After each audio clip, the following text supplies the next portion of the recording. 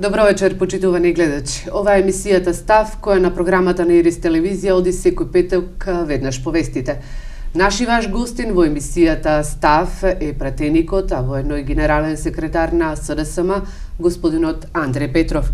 Господине Петров, добро ни дојдовте во емисијата Став. Добро вечер и задоволство ми е што сум со вас. Така.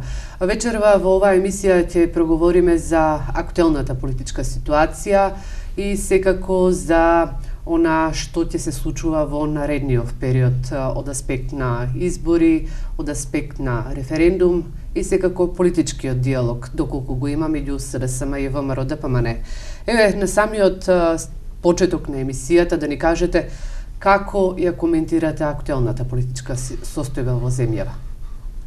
Па неподелен е фактот дека Македонија се наоѓа во најголемата политичка криза после оние случувања кои го предизвика рамковниот договор некаде во 2001 година. Ова сега после повеќе од 10 години е случување кое во земјава внесува голема вознемиреност кај граѓаните и е предизвикано од настаните кои беа на 24 декември. Так. На ден на кој во самото собрание видовме на дело како оваа власт се однесува, што значи го прекрши уставот. Вие и новинарите тоа најдобро го знаете. Во уставот на државата пишува дека седницата не можеш да ја исклучиш јавноста од неа без двотретинско мнозинство, што не беше направено. Исто така, начинот и силата која се примени врз пратениците е нешто што за демократска земја е несвојствено. И она што е видливо е дека насилно надвор од процедурата, на сосема различен начин, отколку што да речеме се однесува спрема ДУИ оваа власт во моментот со законот за бранители, на сосема различен начин се постапи и се прекрши процедурата, се донесе буџетот. Што значи потоа ние излеговме од собранието насилно, значи не по своја желба, бевме исфрлени од таму. Бидејќи сметаме дека демократијата во земјата е згазната, поради тоа најавивме дека нема да учествуваме на локалните избори, бидејќи невозможно е било кој да не разбере, не учествуваме во собранието бидејќи бевме исфрлени грубо во настани во кои, да речеме, пред собранието беа тепани нашите представници, председателот на партијата Црвенковски, народски кажано, изеде некој пендрак од полицијата, што за човек кој бил председател на држава, премиер, да се примени едно такво насилство, тоа е само во тоталитарни системи карактеристично.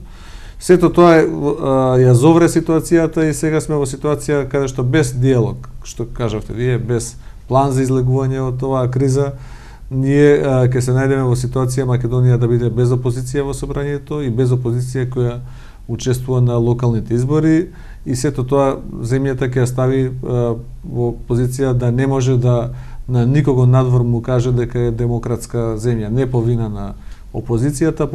Повторувам, наша желба е да граѓаните имаат нормален живот, да живеат со секојдневните, решавајќи ги секојдневните проблеми.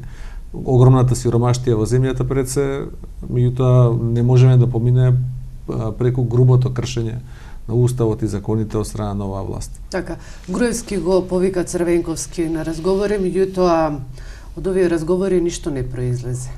Зошто?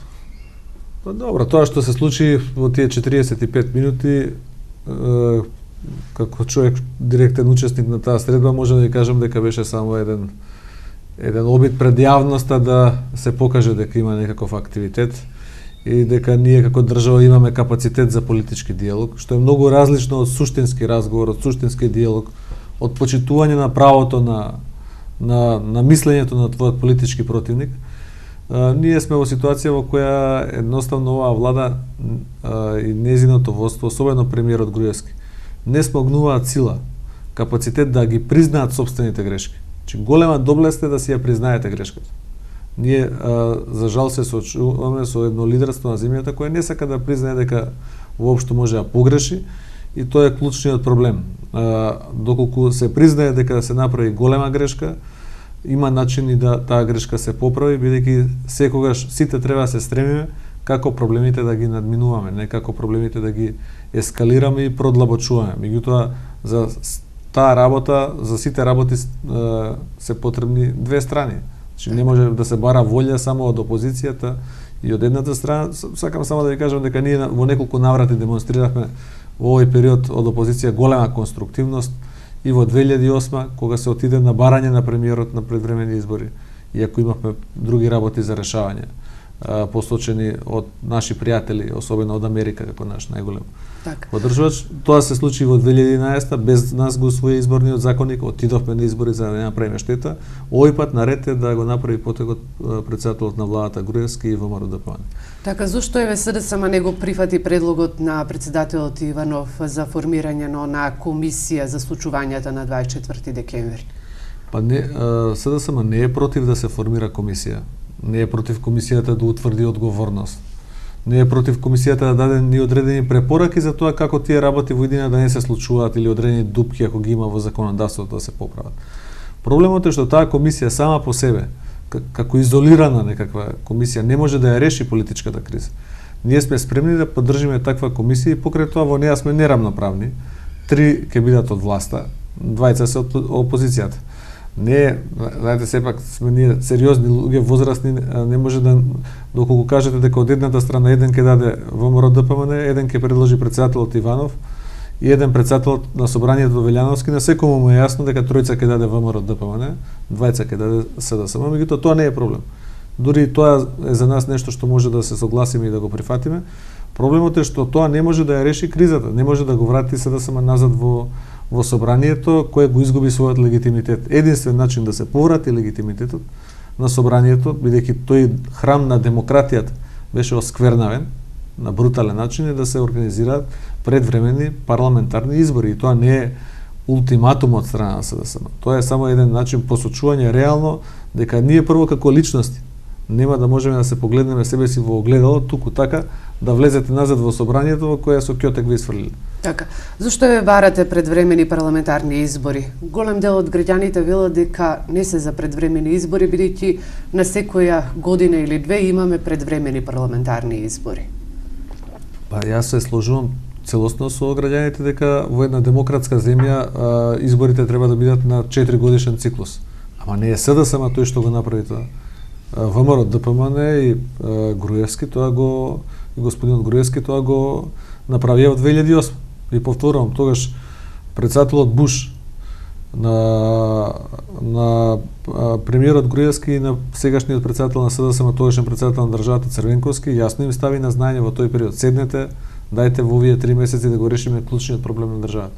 Тој наместо тоа отиде на избори. Го убедувавме дека е погрешно. Тоа беше негова иницијатива, без разлика што тој сега во медиумите пласира дека ние сме барале. Од 2011 ние баравме предвремени избори за во септември. Тој процени дека рейтингот му паѓа и наместо препораката на Џо Бајден и на Хилари Клинтон повторно да се реши деценискиот спор кој го има земјата со Грција, тој реши повторно да дојде на избори со изборен законник без консензус. Значи така како што тие го наумили, ние тоа го прифатив. Сега, овој пат СДСМ бара предвремени избори не како ултиматум, само за илустрација. Ние побаравме предвремени избори во октомври од нашиот голем митинг во Скопје. Тие не одбија. И ние не рековме дека ќе излезе, легитимно е за опозицијата да побара, легитимно е власта да одбие. Так. Ние не рековме дека ќе излеземе од парламент во тој момент или дека нема да учествуваме на избори. Нормално продолжиме да функционираме и да работиме. И тоа она што се случи на 24 декември не може да се нормализира со занемарување на вистината. Дека за тоа да не се повтори повеќе, за да не се повторат и пострашни работи по демократијата во земјата во иднина, од било која власт, ние мора да го возобновиме назад легитимитетот на изгубен на тоа собрание, а тоа може да се направи само со одржување на предвремени парламентарни избори. Спремни сме да разговараме.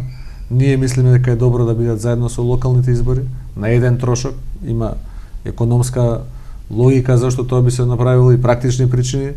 Очигледно дека од нивна страна нема расположение да тоа биде заедно со локалните избори, меѓутоа во диалог може да се дојде до решение ако се сака да се постигне договор.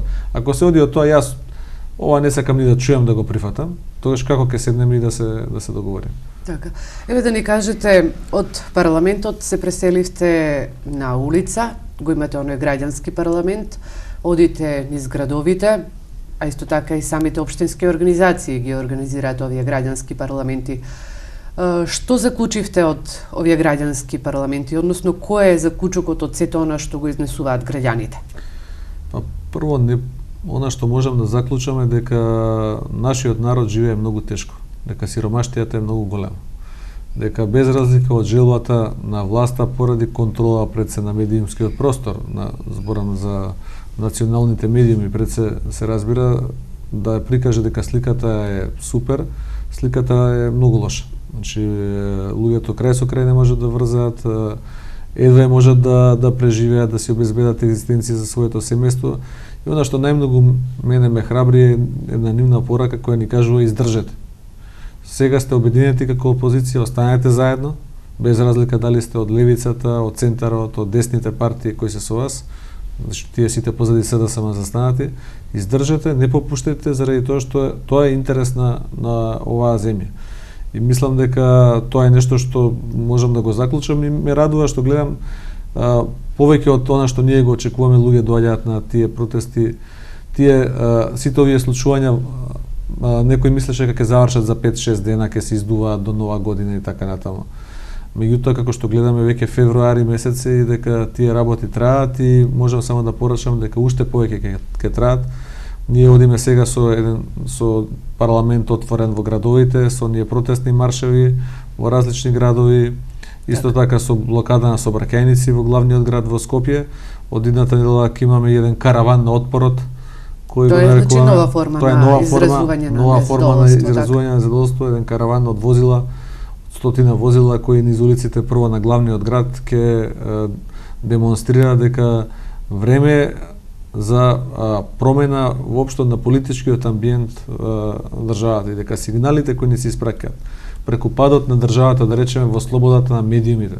Ние бевме 34-то место пред 4 години, сега сме на 116-то место. Значи, како да ви кажам, тоа е катастрофален, драматичен пат надолу, што најдобро зборува во каква состојба се наоѓа земјата и илустрира дека опозицијата не претерува. Напротив, нас ни е и tekako грижа да имаме стабилна демократија, не би сакале да дојде до ескалација, до продлабочување на конфронтацијата, ама за таа работа, повторувам, потребни се две страни. Ние сакаме со сите овие протести што ги правиме низ градовите, како и кај вас и во Штип и во други градови, да алармираме дека навистина потреба на народот е да се седне, да се изнеде решение за излегување од кризата. За жал, како што гледавме вчера, завчера во Пробишти, делот поддржавачите на власта, тоа ги прави толку нервозни, така што со возила одат на демонстрантите. И тоа наместо да ги исплаши луѓето, уште повеќе ги разгневува. И можам да им порачам дека без разлика што ќе прават, без разлика колку подмолно ќе се однесуваат, дека опозицијата ќе истрае на браникот на демократијата. Така, еве да ни кажете, СДСМ ќе учествува ли во локалните избори? Тоа е една од најтоп темите, барем во внатрешноста на земјава. Каде што треба да има промена или не промена на локалната власт. Прво би сакал да ви кажам дека СДСМ почна со утврдување на кандидатите уште летото. Бевме тука и во Штип помеѓу останатото, некаде во јуни месец мислам дека се случи тоа, каде што го промовиравме нашиот кандидат за градоначалник на Штип.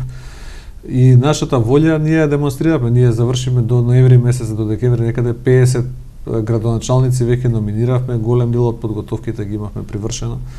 Меѓутоа, после оној настан што се случи во собранието, можам да повторам дека доколку нема договор за одржување на предвремените парламентарни избори како излез од кризата, СДСМ на локалните избори нема да учествува. Зошто? Заради тоа што не можеме во земја во која нема основни предуслови за демократија, ние да се надпреваруваме кој ќе прави паркови, кој ќе асфалтира патишта, не потценувајќи го значењето на тие работи за граѓаните. И тоа, ако туку така отидеме на локални избори, ќе покажеме дека работите се горе-долу нормални во државата. Малку ги тепаа пратениците, малку ги тепаа новинарите, ама тоа во суштина е дозволено. Тоа не е нормално и не е дозволено. И заради сето тоа треба да се направи пакет за излез од оваа голема крупна политичка криза. Ние сме спремни да разговараме денови, ноќи, недели. За жал времето е лимитирано, бидејќи некаде за кратко време ќе треба да се поднесат кандидатските листи, доколку власта не прифати да се соочи со реалноста и да постигне компромис, најавувам дека ние не само што нема да учествуваме на локалните избори, туку ќе ги вратиме пратеничките мандати на народот, бидејќи народот не ги дал, ама не ги дал за да учествуваме во таков парламент. Така, зарем то не е политички луксус да се изгуби една струмица? Па не, ние многу добро знаеме што каков квалитет на кандидати имаме, дека имаме добри градоначалници на повеќе места, дека тие се реално победници уште пред почетокот на изборите. И по начинот на кој тие утврдија свој кандидат за струмица, јасно е дека таму работата им е изгубена. Но ние не смееме да ја легитимираме оваа власт со создавањето на енклави опозициони, во кои опозицијата ќе има своја власт и на тој начин да прикажеме дека во државата не може да се тврди дека нема демократија и дека се е поклопено, бидејќи ете некаде нешто опозиционо се случува. Тоа е нешто што е многу поголем луксус и за демократијата и за граѓаните, отколку жртвата, условно да кажеме, на она што според нас е нешто што сигурно би го освоиле како општина, како град.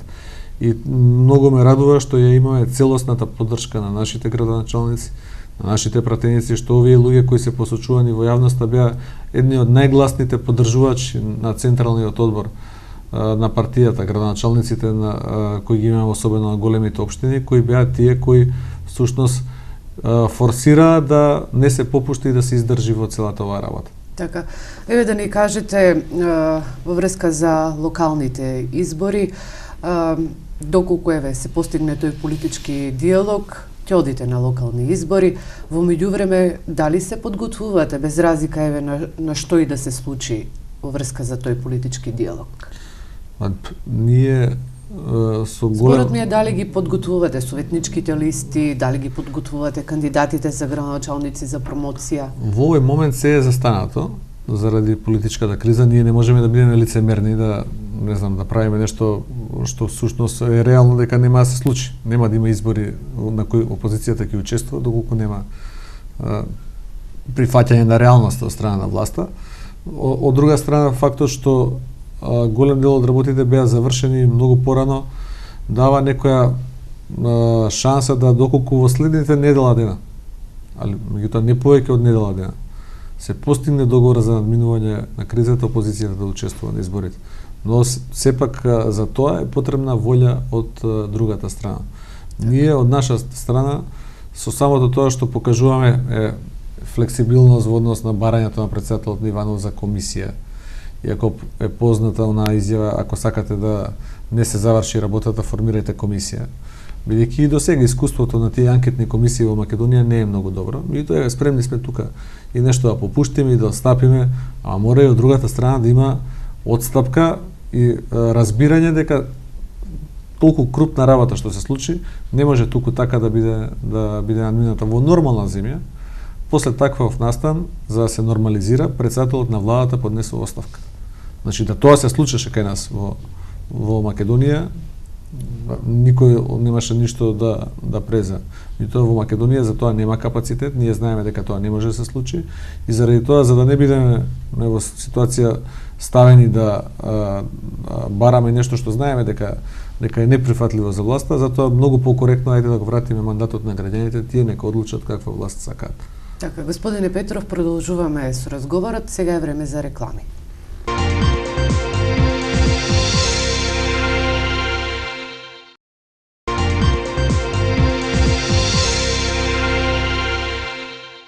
Продолжуваме со разговорот. Наш и ваш гостин во емисијата Став е пратеникот, а воедно и генерален секретар на СДСМ, господинот Андреј Петров. Господине Петров, во овој втор дел од емисијата ќе говориме за спорот со името и секако за некои други предлози кои што се во опција за да се вратите во парламентот. Да ни кажете, деновиве актуелен е спорот со името, средбите помеѓу македонска и грчка страна. Еден ваш коментар, дали има можност да се надмине овој проблем? Дали има можност? Јас сум човек кој верува дека секој проблем може да се надмине ако се има волја. Дури најтешките проблеми, ако има волја да се отпочне со нивно решавање и тоа да биде консеквентно, да биде доследно, да биде искрено, значи да има волја да се реши одреден проблем, тоа е клучната работа, тогаш може да се дојде до успех. На вашето прашање околу овој проблем кој е навистина тежок, кој е едно прашање кое е неправедно. Значи мене како македонец ме навредува самата помисла дека некој од нас бара да направиме нешто што не е нормално. Меѓутоа, имајќи предвид дека живееме во свет во кој глобалните интереси постојат, во кој не сме само ние, во кој реално треба да мислиме за интересот на својата земја, на аманетот што ни го оставиле и нашите предци, меѓутоа и на иднината што ќе ми оставиме на нашите деца. Факт е дека ние мораме тоа прашање да го затвориме и тоа што е можно побрзо. Така, еве да ве прашам, премиерот Груевски постојано на трибините, исто така и во своите изјави говори за референдум, за изјаснување на граѓаните по пат на референдум за решавање на спорот со името. Дали тоа може да се случи оваа година, во 2013 година? Па не знам, јас само сакам да истакнам дека на прашањето за референдум го се сложувам со премиерот Груевски. Мислам дека нема ништо лошо во тоа да граѓаните го кажат своето мислење, особено за тоа што се работи за една крупна тема, за една тема која задира во самата срж на овој народ, и референдумот е нешто што ние како политичка партија исто така го прифативме. Значи покажуваме дека знаеме она што мислиме дека е добро и да го прифатиме од нашите политички противници, го ставивме тоа во нашата програма и сме задолжени на тој начин тоа да го спроведеме, да го почитуваме. Док дали ќе има или нема, тоа е веќе друго прашање, затоа одговорот повторно е во владата и тоа не во целата влада, бидејќи таа не е во целост инволвирана, сепак во еден помал круг, во еден тесен круг на луѓе се одвиваат сите тие работи. И самото тоа не е спорно, кога има преговори, тие мора да бидат на некој начин држани во потесен круг за да се дојде до некаков договор, инаку ако почнат да ви течат информациите на сите страни, договор никогаш нема да постигнете. Но ние како опозиција не сме вклучени, не сме инволвирани во тоа, немаме основни информации до каде се случуваат работите, што е на масата, што се можностите, што стојат, така да јас би се воздржал од било каква прогноза, по природа сум резервиран во однос на работи за кои немам доволно информации. Мислам дека очигледно е дека барем јавно се случува некакво движење, почести се разговорите кои постојат, има еден поголем оптимизам од страна на меѓународната заедница, особено тоа е од страна на Европската унија и на комесарот Фуле. Тоа доведе до една работа каде што се подигнаа многу очекувањата во декември минатата година и од страна на владата и од страна на Европската унија, на крај издишаа тие очекувања, бидејќи реално она што следеше беше повторно едно сценарио во кое се кажува дека Македонија е на статус кво позиција, нема одење напред. И ќе видиме што ќе се случува. Ние во секој случај имаме принципиелен став по однос на тоа прашање.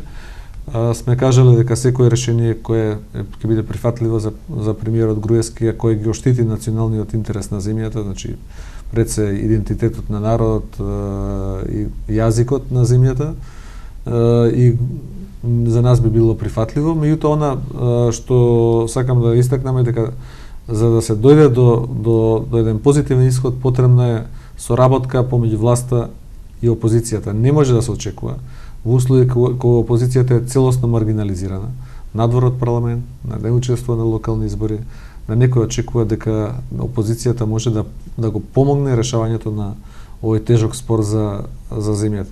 Во тој контекст ми беше и прашањето дали тоа значи дека без разлика еве на политичката ситуација би учествувале на референдумот доколку се случи за месец-два. Значи во услови доколку се нема политичка волја, значи да се дојде до решение на крупниот политички проблем во државата. Целокупната одговорност во државата ќе биде во рацете на оваа власт, на ВМРО ДПМН и на владата предводена од Никола Груевски. Значи не можете да очекувате да опозицијата е надвор од парламентот, не учествува на локални избори, никаков однос од власта спрема неа нема, никаква флексибилност, а некој да очекува коректност и поддршка од страна на опозицијата во момент кога јас навистина мислам дека треба да изградиме заедништво и консензус, особено за ова прашање. Затоа, не спојувајќи ги тие две работи, бидејќи едното е политичка криза најголема во последната деценија, а второто е еден национален интерес за кој сите треба да застанеме, сепак, ако се сака решение, потребно е да Македонија биде стабилна демократија. Затоа што уверен сум дека не само заради СДСМ, во услови на нестабилна демократија, во услови кај што опозицијата не е во системот, решение на тоа прашање не може да има, заради тоа што ние сме едниот играч во, да кажам, во таа целата приказна. Од другата страна е Грција и се разбира во триаголникот и меѓународната заедница, која очигледно е, тоа на секој кој разбира политика му е јасно, дека доколку нема решение на политичката криза, враќање на опозицијата во парламентот, учество на опозицијата на локалните избори, дека тоа ќе биде составен дел на извештајот на Европската Унија и дека на тој начин, за жал, поради немањето волја од страна на власта да се постигне договор, ќе им се даде заправо на противниците на земјата, бидејќи немате вие само пријатели, имаме и противници, дека Македонија и не е стабилна демократија која заслужува да оди понатаму. Така, очигледно е дека на 24 март ќе немаме предвремени парламентарни избори, нити пак ќе можат да се одложат и локалните избори. Се знае во кои услови се одложуваат локалните избори. Меѓутоа, што со онаа опција да имаме истовремено предвремени парламентарни избори и претседателски избори? Вака, прво сакам да кажам дека се уште има време до некаде 5-6 теоретски да се распишат и предвремени парламентарни избори за кои би се одржале заедно со локалните во март, што е барање на СДСМ. Како да работите, отворено не верувам дека тоа ќе се случи. Меѓутоа, исто така сакам јасно да ставам на знање дека ние од нашиот став немаме намера да отстапиме. Ако некој мисли дека тоа ќе не исплаши, дека ќе се премислиме па ќе одиме на избори, е во голема заблуда и наивно е верувањето дека со било каков притисок СДСМ ќе го смени својот став. Во однос на одложувањето на изборите, тоа е можно. Не знам дали такво нешто би било прифатливо за власта. Не сме седнале да разговараме за да можеме да видиме каква е нивната позиција по однос на тоа прашање, бидејќи тоа се прави со двотретинско мнозинство во парламентот, кое опозицијата доколку се врати во собранието може да го обезбеди. Но бидејќи тоа е нешто што не е на масата, не е разговарано, претпоставам дека е во фаза или во работа на коментирање на аналитичарите, на новинарите како една можност, бидејќи луѓето логично е дека размислуваат кои се можностите да се надмине кризата. Ова што вие го спомнавте, одржувањето на предвремени парламентарни избори заедно со претседателските избори, тоа беше една идеја која беше лансирана од еден од коалиционите партнери во владата, која во некои разговори има поддршка од некои влијателни меѓународни фактори кои би сакале да се надмине кризата на тој начин. Меѓутоа, уште еднаш кажувам, не можеме ние од сега да зборуваме за нешто што би се случувало за година и кусор од сега.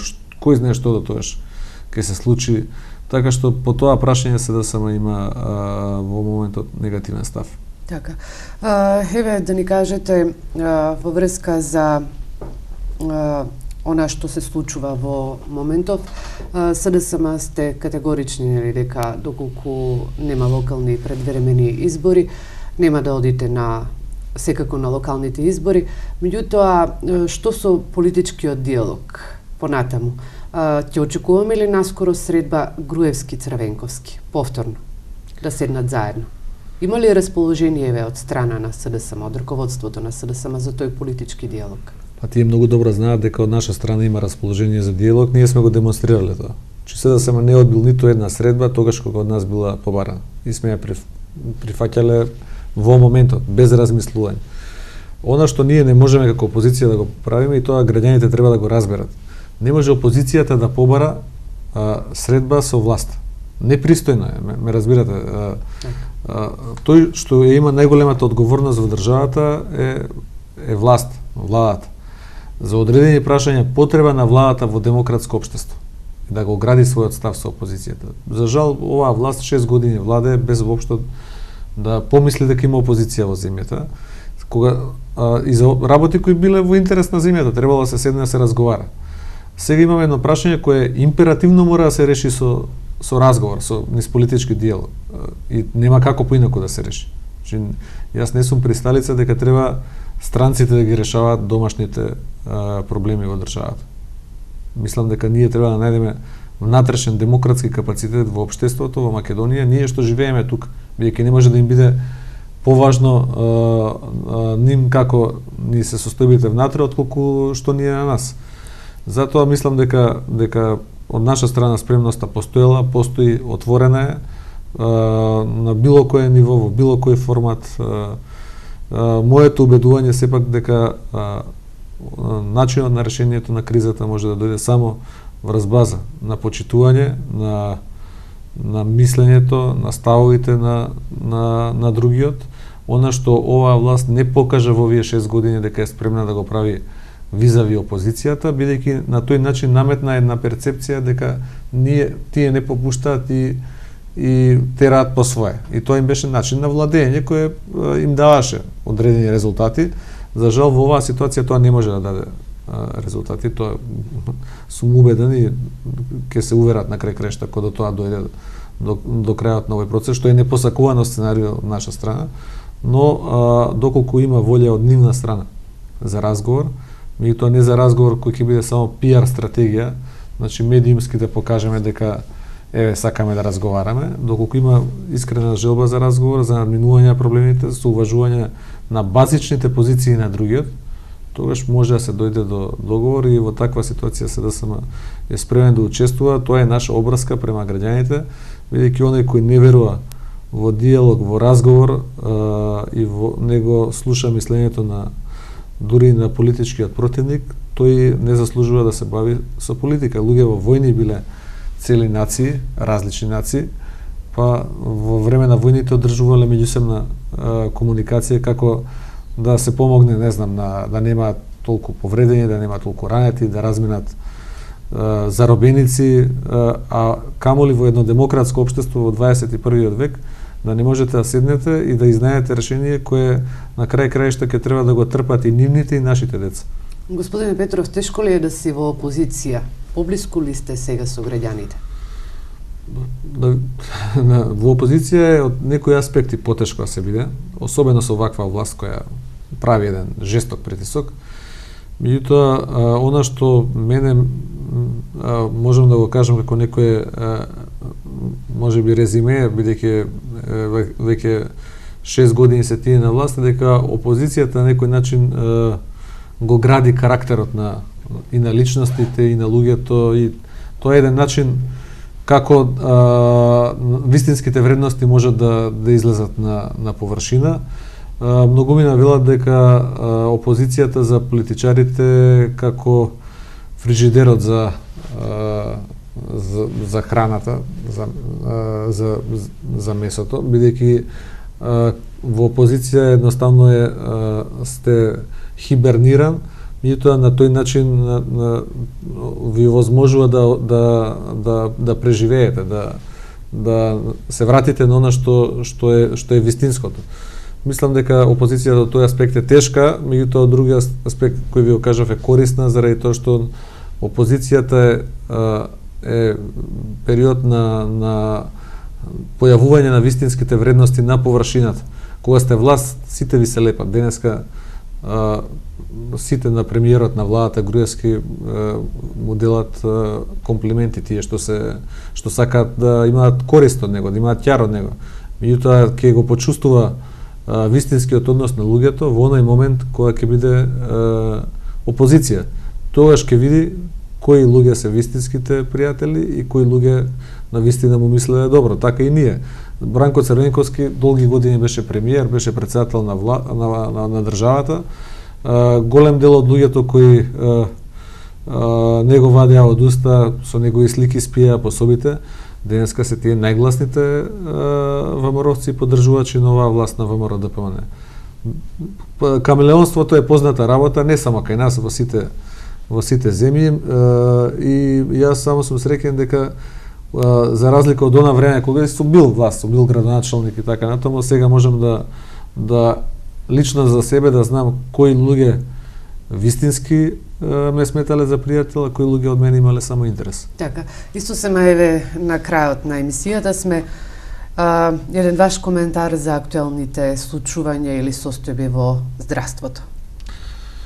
Здравството малку како тема во овој период, бидејќи толку ескалираше политичката состојба, за жал како тема отиде на страна, иако ние долго време и го следевме како партија, и имаме и своји предлози, и своји критики, бевме многу присутни. И мислам дека здравството не случајно беше една од најдоминантните теми во овој период од неколку години. Здравството се наоѓа во лоша состојба, особено државното здравство е во многу лоша состојба. Тоа е резултат на импровизациите од страна на оваа власт. Значи, не е спорно дека тие потрошија повеќе пари во здравството. Меѓутоа, не е само да потрошите пари. Значи, треба да направите план, и тој план да биде консеквентен, тој план да биде логичен. Тие правеа нешто што една година го прегласуваа за реформа, другата година спротивното го прогласуваа за реформа. Пример ќе ви дам еден со клиничкиот центар во Скопје. Кога го разрушија на посебни клиники, тоа го прогласија за реформа. После кога споја еден дел заедно повторно таму хируршките клиники и ургентниот центар, и тоа било реформа, што е сосема спротивно од претходното. И многу такви работи кои во овој период ги направија покажуваат дека тоа што го правеа е едноставно без план, без организација, со желба само ефект некако во јавноста да се предизвика. Направи една стигматизација, едно етикетирање на цела една професија. И тоа е најлошото нешто, бидејќи реално докторите секогаш биле едни од најуважуваните луѓе во градовите, во селата. И тоа не е од сега, од овој период. Така било и така и ќе биде. Поради природата на работата, животот го посветиле и Хипократовата заклетва која дале да ги спасуваат луѓето. Заради тоа луѓето ги почитуваат и ги ценат. Меѓутоа оваа власт направи напор да каже дека тие луѓе се проблематични луѓе, дека не сакаат доволно да работат, дека ги раздвои и почна да прави наплаќање по учинок, иако медицината е тимска работа. Ние направи еден проект кој е сосема спротивен од сите оние претходни мерки и реформи кои се правени, иако никој не е против да се вреднува трудот. Ама едно е да го вреднувате трудот, друго е да ги казнувате луѓето врз база на необјаснети критериуми, врз база на тоа што мисли некој партиски директор некаде во некоја болница. Во секој случај цената ја плаќаат пациентите, цената ја плаќаат граѓаните. Голем дел од луѓето, од здравствените работници почнаа да одат во приватните болници. Дел почнаа сега да одат и надвор од државата. И сакам да ви кажам дека ситуацијата е сериозно полоша од онаа што беше пред 10 години, например. Да не зборувам за пред 20 години, бидејќи здравството во поранешната држава, во Југославија, генерално беше на многу високо ниво, и тоа беше признаено и од Обединетите нации, и од УНЕСКО во некои делови и така натаму. Зборувам од вакцинацијата на населението, еден систем кој беше навистина функционален, кој беше копиран од најдобрите системи на развиените земји, на Германија, на Англија, и тоа е нешто што функционираше. Сега дојдовме во ситуација кај што тие развиени земји преземаат дел од тој систем и го имплементираат кај нив. Видете Обама, претседателот на Америка, што прави, каде што пробува за прв пат во Америка да направи една здравствена реформа која ќе го офати целото население во Америка. А ние тука отидовме да здравството биде само привилегија која ќе може да ја користат мал број луѓе кои може да платат во приватните болници, бидејќи најдобрите лекари, оние што вредат, што знаат, голем дел напушти, оние малобројни што се останати во државното здравство, кога гледаат што се им се случува, почнувајќи од овие штрајкови кои беа притисоците врз нив, покажуваат дека за кратко време и нивки ги немаме таму и ќе останеме препуштени на приучени луѓе, на луѓе кои се уште не стекнале доволно квалификации за да можат да се грижат за нашето здравје. За жал, здравството за прв пат се соочи и со работи кои сме ги немале порано, еден волунтаризам да се смета за квалитет, ако не сте доктор, ако не сте професор на медицински факултет, ако се она што порано се сметало за квалитет, сега обратното се смета за квалитет, да се мисли дека може, не знам, и некој што до вчера работил во сточарство, не подценувајќи ја стручноста негова во тој дел, во таа професија, да може денеска да биде главен, не знам, на некоја клиника или така натаму. Тоа е нешто што го имаме за жал во Македонија. Господине Петров, ви благодарам на разговорот. Ви благодарам и вам, и секогаш се чувствувам пријатно во вашето студио и во вашата ценета телевизија. Така. Почитувани гледачи, ова беше емисијата Став. Наш и ваш гостин е господинот Андреј Петров, пратеника, воедно и генерален секретар на СДСМ. Благодариме на вниманието и секое добро.